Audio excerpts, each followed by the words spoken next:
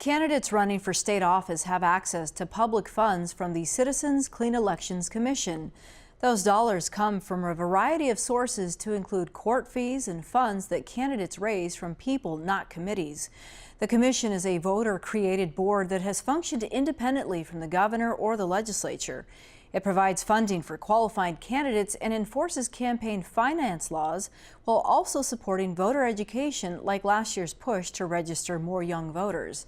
Commissioner Mark Kimble joined us to discuss the issues that have the board's attention ahead of next year's elections.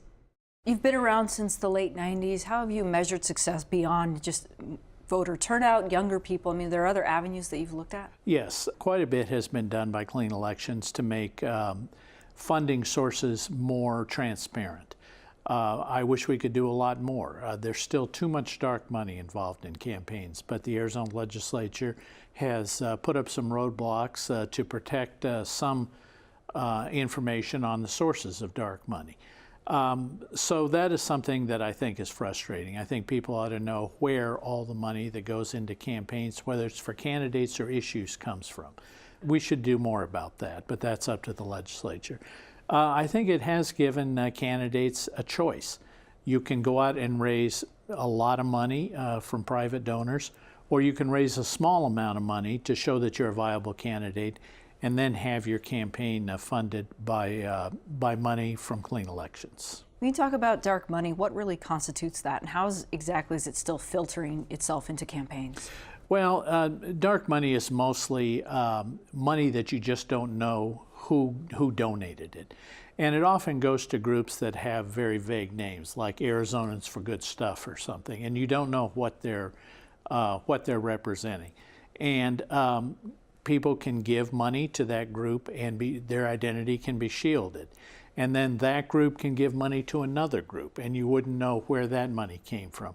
And ideally, we ought to be able to trace every dollar back to where it came from so that voters are educated about who is spending on candidates or on issues. We're not there yet. We're not there yet nationally, and we're not there in Arizona. Aside from dark money, the commission is also concerned with the effects of Prop 306. Voters passed the initiative last November. It prohibits candidates from transferring public funds to political parties or groups, and it puts the commission's rulemaking under the authority of a council appointed by the governor. Kimble says some of the changes will need to be ironed out in court. What exactly did 306 mean? There were pros and cons to it for the future. Well, 306, first of all, came up because Clean Elections allows some clean money to be given from candidates to political parties for certain services, voter lists, things like that. The people behind 306 didn't want that, didn't want any money to go to political organizations. But they also said that Clean Elections ought to fall under a group, the Governor's Regulatory Review Council, that is fully appointed by the governor.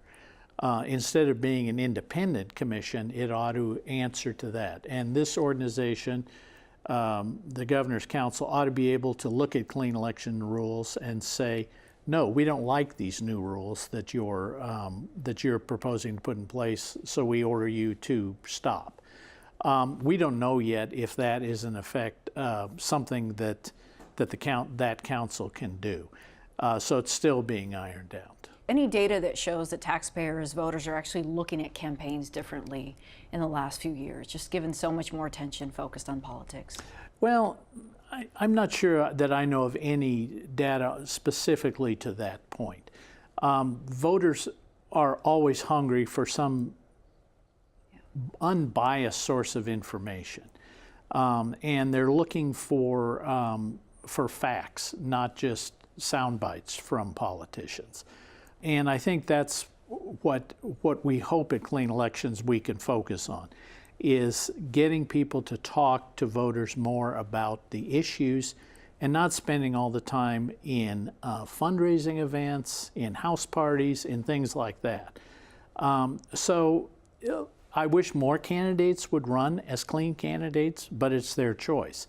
And if they don't run as a Clean Elections candidate, they can raise far more money.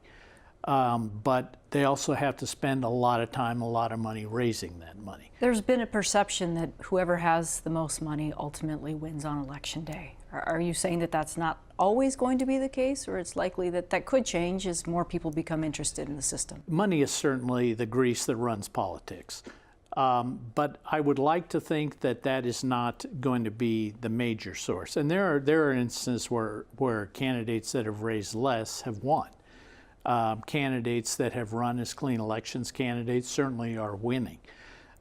So I guess the main message is we want people to have a choice. We want them to have, be able to make a choice between either running as a clean candidate or as a traditionally funded candidate. Okay, Mark Kimble, thank you. Thank you.